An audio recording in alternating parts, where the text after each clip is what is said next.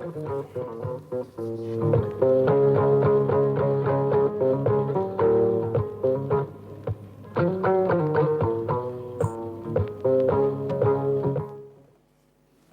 le Premier ministre, vous voulez donc de ces questions, les questions économiques, selon le dernier rapport du RENLAC sur l'état de la corruption dans la hiérarchie administrative.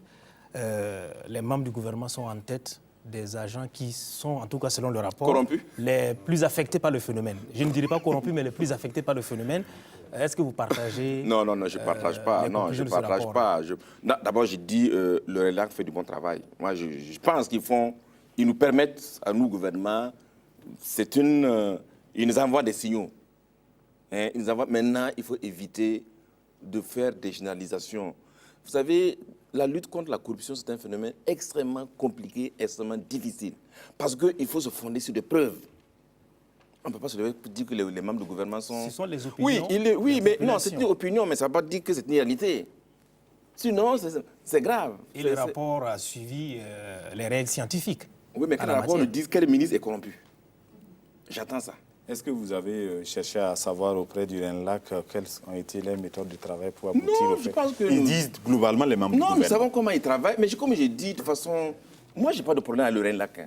Je pense que nos administrations travaillent bien avec le RENLAC, mais ils ont des appréciations que nous ne partageons pas deux fois, comme ce que vous venez de dire. Quand le RENLAC, effectivement, vous dit que, par exemple, dans tel secteur donné, il y a corruption, effectivement, deux fois, ils le montrent. Il y a certains secteurs, dans le temps, ils avaient indexé la douane, ainsi les impôts. Aujourd'hui, eux-mêmes, ils reconnaissent que, par exemple, qu'au niveau des impôts, il y a eu une évolution. Mais c'est bien. Donc, il faut qu'ils amènent comme ça des preuves pour qu'on puisse réellement lutter contre ce phénomène. Mais on ne peut pas se lever pour dire comme ça que le gouvernement est en tête. Il y a presque un an, vous vous engagez à mettre en œuvre une sorte d'opération de salubrité. C'était à l'ASE. Alors, aujourd'hui, un an après, où en sommes-nous avec la mise en œuvre de ces mesures? Non, moi je pense que nous avons fait notre travail. Je suis revenu sur ce dossier. Nous sommes allés prendre tous les dossiers sur la période sur laquelle nous avons examiné, nous avons analysé, et l'ensemble des dossiers ont été transmis au ministère de la Justice et beaucoup de dossiers déjà sont en instruction. Donc, moi, j'ai fait ce travail, mais ça continue. Ce n'est qu'une action. C'est parce que j'étais allé au niveau de la CE que j'ai voulu, effectivement, puisque c'était l'une de leurs préoccupations. Ils disent qu'ils font des rapports et malheureusement, ces rapports ne sont jamais exploités. Donc, nous avons lancé un signal et donc, je pense que les dossiers sont en tout cas en traitement au niveau donc, de la justice. Mais vous savez, les questions de corruption, les questions de gestion sont très, très difficiles. Alors, en matière d'enquête, d'abord, il faut des spécialistes. Deuxièmement, admettons quelqu'un vient vous dire, par exemple, vous présentez des pièces à quelqu'un. Vous dites que c'est lui qui a signé pour prendre un chèque de 10 millions. Le monsieur dit que ce n'est pas lui qui a signé. Il faut que vous trouviez des spécialistes. Souvent, on n'en a pas ce genre. Et ça peut mettre du temps. Vous êtes obligé d'envoyer la signature de la personne en France pour qu'on... Oui, c'est le droit de la personne. Une fois que vous accusez une personne, mais elle utilise tous les artifices avec les avocats pour gagner du temps. C'est ça qui fait qu'effectivement, en matière de crimes économiques, c'est extrêmement difficile donc d'arriver à établir les preuves. Je vous prends au mot, Monsieur le Premier ministre. Est-ce qu'un jour, il y aura un procès Guiraud dans l'affaire Guiraud? Je pense que, en principe, de ce que j'ai comme information, courant octobre, ça devait être fait. Voilà, et puis ce sera un soulagement pour tout le monde. Une question, pour booster la production agricole, des actions d'accompagnement sont faites dans le sens d'appui aux producteurs et renforcer les capacités de production par la mécanisation.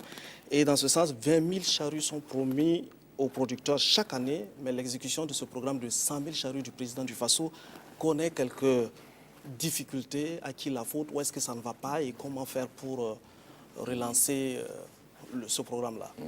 C'est vrai, c'est une très bonne idée du chef de l'État de mettre à la disposition des paysans, des charrues, des charrettes. Et ce programme, malheureusement, a connu des difficultés uniquement, essentiellement, je vais dire, au niveau des prestataires de services. En fait, cette situation reflète un peu le niveau de développement artisanale et industrielle de Burkina Faso. Fabriquer une charrue, ça ne demande pas grand-chose, mais on a été confronté à d'énormes problèmes. Les artisans que nous avons ciblés n'ont pas été en mesure de pouvoir effectivement répondre à nos attentes. Mais je tiens quand même à vous dire que malgré tout, le projet avance. Il y a à peu près 55 000 charrues qui ont été fabriquées, 50 000 ont été effectivement distribuées, autour de 5 400 charrettes l'ont été. Ça, c'est sûr, ça, c'est déjà fait. Donc, il nous reste encore la moitié. Et d'ici, je pense que nous avons pris de nouvelles mesures pour permettre que dans les délais requis par le chef de l'État, donc ces 100 000 charrues soient effectivement remises aux populations rurales. Les pôles de croissance, Bagré Pôle est en pôle position et il fait partie des assises sur lesquelles doivent se fonder l'émergence du Burkina avec d'autres pôles de croissance comme Samandeni, le Sourou, l'aéroport de Doncin. Ce sont de grands chantiers, ce projet, qui avance lentement, mais peut-on dire sûrement? Oui, sûrement, comme le Burkina Faso avance sûrement. Et vous avez cité Bagré, c'est aujourd'hui un modèle que plusieurs pays sont en train de copier. Vous savez que c'était un petit projet. Aujourd'hui, c'est devenu une structure d'économie mixte qui a de grandes ambitions. Et nous espérons que ce projet va nous permettre donc de faire des avancées notables en matière donc de sécurité alimentaire. Parce que je vous donne le cas déjà, nous ne sommes qu'au début. Lorsque la direction générale de Bagré Pôle a lancé un avis pour ceux qui seraient intéressés de pouvoir avoir des terres aménagées pour exploiter, ils avaient estimé autour de 12 000 hectares, un peu plus de 12 000 hectares. Vous savez combien il y a eu? Il y a eu 700 demandes pour plus de 90 000 hectares de demandes. Donc ça veut dire que la demande a explosé. Ah, donc ça veut dire qu'il y a un intérêt, pas seulement des Burkinabés, mais aussi d'autres personnes. Donc aujourd'hui, quand vous allez à Bagré, je pense que les choses se passent normalement. Nous avons pu aménager déjà plus de 3 000 hectares que nous avons mis à la disposition de la population. Alors maintenant, si Bagré atteint sa vitesse de croisière, nous pourrons atteindre facilement une production annuelle de riz d'environ de 210 000 à 230 000 tonnes. Mais ces demandeurs de terre-là, à quand vont-ils s'installer? Non, c'est en train de... Je pense qu'il y a un processus déjà d'analyse des offres. Je pense que, je me dis que d'ici la fin de l'année, Bagré Pôle pourra donc exactement attribuer donc, ces terres. Maintenant, donc je dis, il y a donc déjà cet agropole qui est à l'est, mais il y a un second agropole également qui est Samandeni, qui également offre des potentialités beaucoup plus importantes encore. Parce que le barrage fera 1 million de mètres cubes.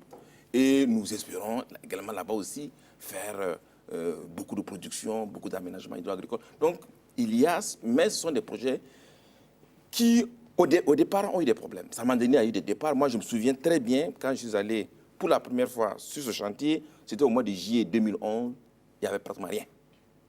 Parce que le projet avait déjà pris du retard. L'année dernière, le projet a démarré difficilement. Je suis retourné 2 fois, j'ai donné des orientations.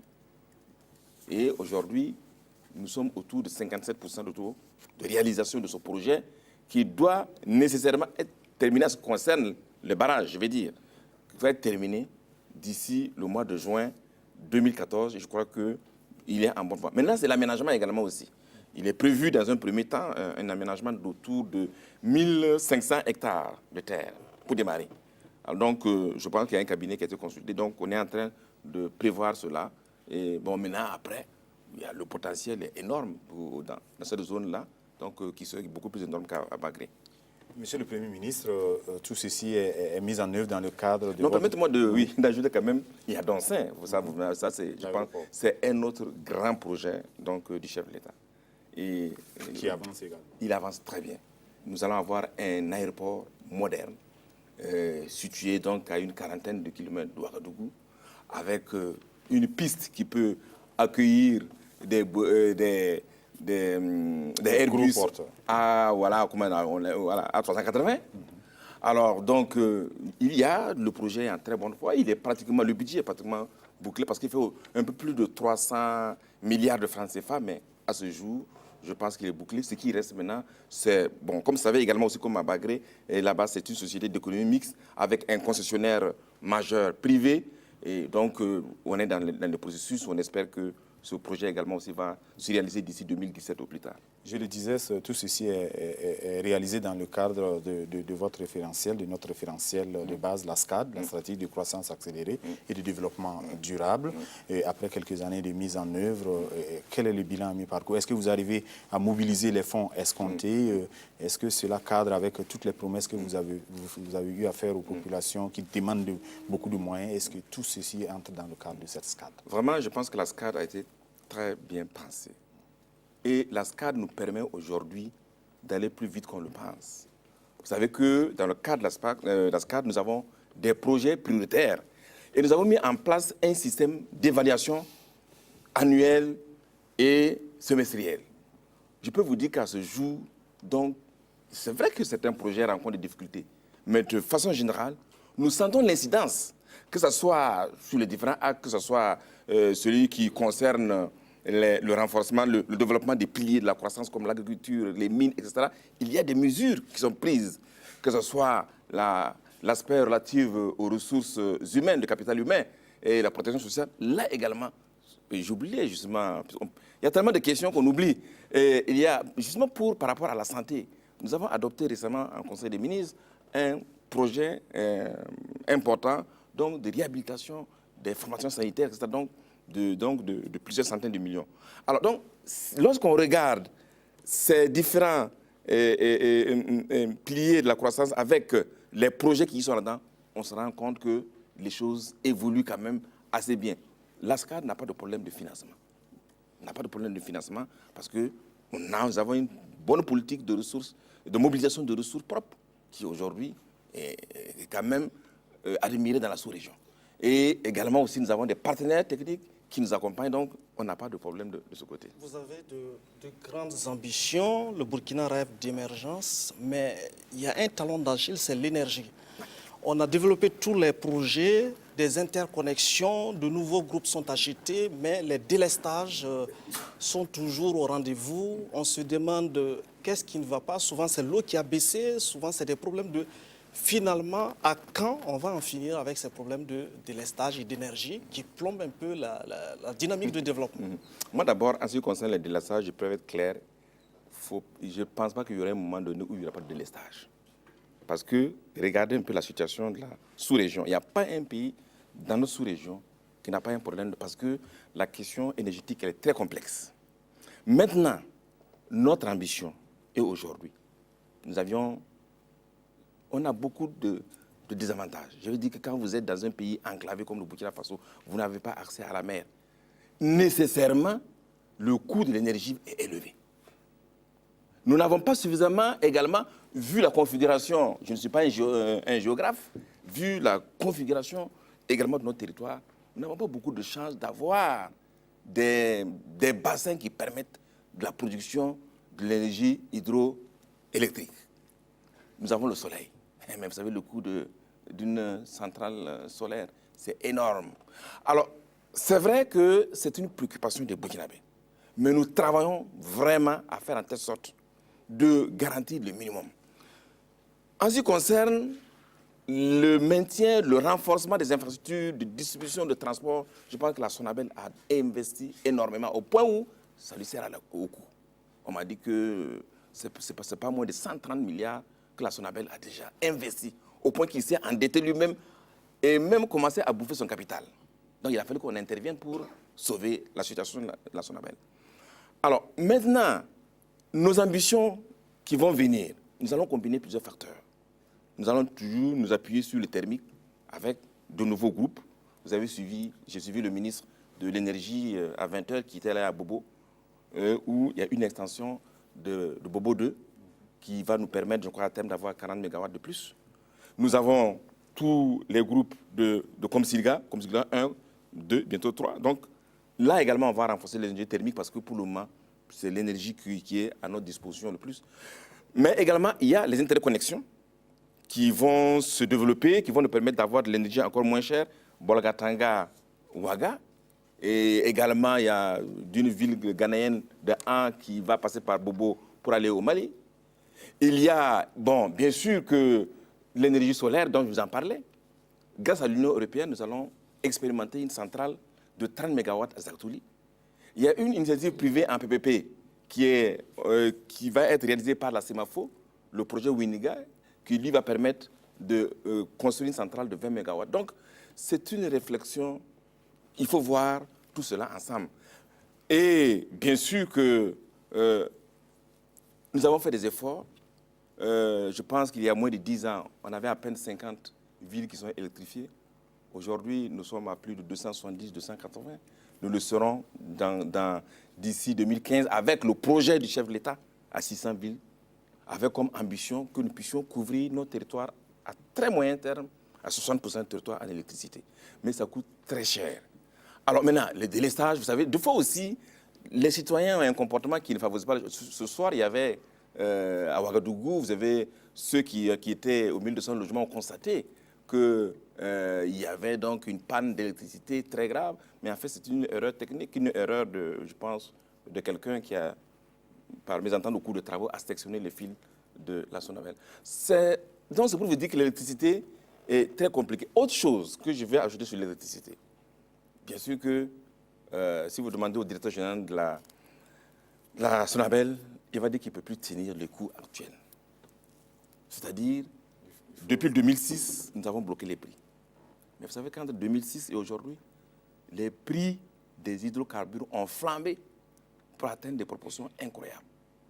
Donc tout ça fait que... Des augmentations des prix de la facture. Non, je ne le dis pas. Je ne le dis pas parce que, bon, je ne le dis pas. Mais simplement, il faut que les gens, de fois, quand ils parlent, sachent qu'il y a un effort qui se fait derrière. Parce que si nous devons appliquer une vérité des prix sur l'énergie, ça va être grave. Parce que bon, non seulement ça pénalise les ménages, mais bien sûr, ça n'attire pas aussi les investisseurs.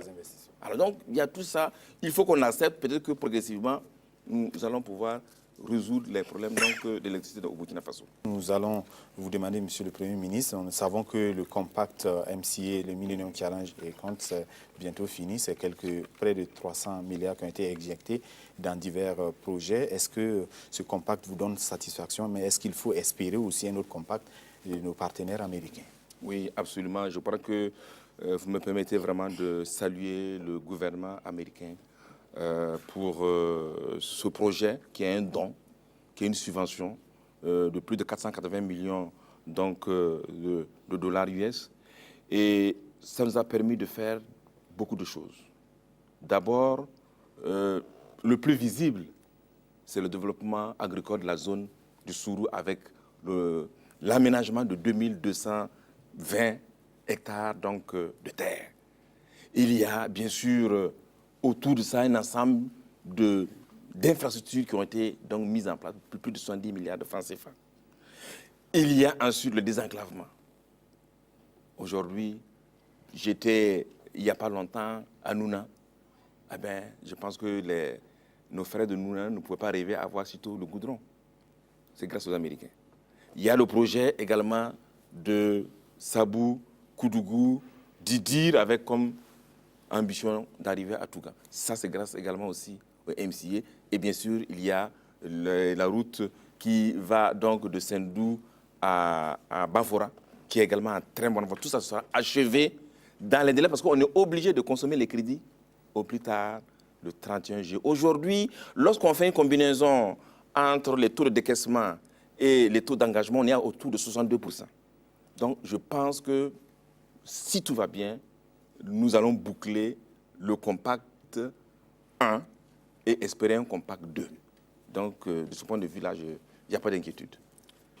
Il faut être du CDP, le Congrès pour la démocratie et le progrès, pour être bénéficiaire des avantages du PSE, le programme spécial de création d'emplois. Quelle réponse faut donner à ces téléspectateurs? Non, je pense que nous sommes une république sérieuse. Et nous ne pouvons pas nous permettre cette discrimination. Nous ne pouvons pas le permettre du tout. Et si jamais, ce que je demande, parce que là, je l'apprends, si quelqu'un a la preuve que ceci se fait, qu'il me le dise. Nous allons prendre les décisions qu'il faut pour corriger cela. Le programme, il est fait pour tous les Burkinabés sans discrimination d'opinion politique, de religion et bien sûr d'ethnie. Et j'espère que cette odeur-là a des preuves qui nous les apportent. Et je pense que nous allons prendre des mesures pour corriger. Nous souhaitons que ce que nous lançons comme projet, c'est pour tous les Burkinabés. Nous sommes là, nous ne sommes pas le gouvernement des militants du CDP. Nous sommes là, nous avons été élus, c'est vrai, par le CDP, mais nous travaillons pour toute la nation burkinabé. Et c'est ça notre responsabilité. Est-ce qu'il n'y a pas lieu d'édicter des mesures, des critères clairs de recrutement dans le cadre de ces projets-là, Monsieur le Premier ministre? Non, c'est prévu. Non, on va pas. Ne pensez pas que les gens vont s'aligner comme ça et puis non, il y aura des critères, il y aura beaucoup nous allons prendre des mesures d'encadrement même juridique par rapport à ces projets. Donc, de ce point de vue-là, il n'y a pas lieu de s'inquiéter. Monsieur le Premier ministre, comme nous sommes beaucoup talonnés par le temps, on va regrouper à ce volet de questions concernant la gouvernance et la corruption d'une manière générale. Pourquoi ne pas informatiser le domaine des parcelles, la déclaration des listes de biens des gouvernements et puis le délit d'apparence comme solution à la lutte contre la corruption et bien sûr cette question de la corruption en matière de justice? Alors, je veux dire que notre volonté de lutter contre la corruption, elle est là. On peut bien en douter. Nous sommes engagés effectivement à lutter, à promouvoir la bonne gouvernance. C'est dans ce sens que nous allons très bientôt, nous pensons soumettre à l'Assemblée nationale un projet de loi anticorruption. Ça va être fait. Bon, quelqu'un parle de délit d'apparence. Moi, je ne peux pas. Quoi qu'il en soit, les lois sont les députés qui les votent. Je crois qu'il appartient à chaque citoyen donc d'avoir sa vision. Vous savez que ce délit d'apparence, il peut être, c'est vrai, un moyen, une solution, mais aussi il peut avoir aussi son revers. Parce que si seulement vous voyez un tel qui est dans une bonne voiture et vous dénoncez la personne, vous voyez ce que ça peut créer également pour la personne. Donc, nous avons une loi. Je pense que cette loi-là, si on l'adopte, elle a des dispositions qui vont nous permettre d'être plus efficaces sur le terrain. D'accord. Inspection dans les mairies, pourquoi ne pas le faire de façon régulière? Trimestrielle. Ouais. Non, sur la question des parcelles, je peux effectivement rassurer les auditeurs que nous allons vraiment... Vous savez que nous avions suspendu à un moment donné les parcelles. Nous avons pris de nouvelles dispositions. Nous serons plus regardants sur la gestion des parcelles. Nous ne souhaitons pas que ces parcelles deviennent la source de financement de certains conseillers. Et la question qui est posée en ce qui concerne les audits, je pense que ça se fait. Je crois que les citoyens ne savent pas souvent qu'ils peuvent utiliser les instruments que nous avons. Si vous avez des doutes que dans une commune donnée, dans une mairie donnée, il y a des malversations financières, vous pouvez saisir l'autorité supérieure de contrôle de l'État. Parce qu'on ne peut pas être au courant de tout ce qui se passe partout. Donc, il faut bien que les citoyens également aussi participent, collaborent avec le gouvernement pour que nous puissions assainir la situation. Mais la question des parcelles, elle est très importante parce qu'elle a créé beaucoup de problèmes par le passé. Combien coûte le parking à Ouagadougou, peut-être avant de passer Je croyais que le parking était à 100 francs. Mais je sais très bien que ça a été l'objet de toute une polémique entre la mairie et les parkeurs. Mais ce sont des questions sur lesquelles le gouvernement ne peut pas s'immiscer.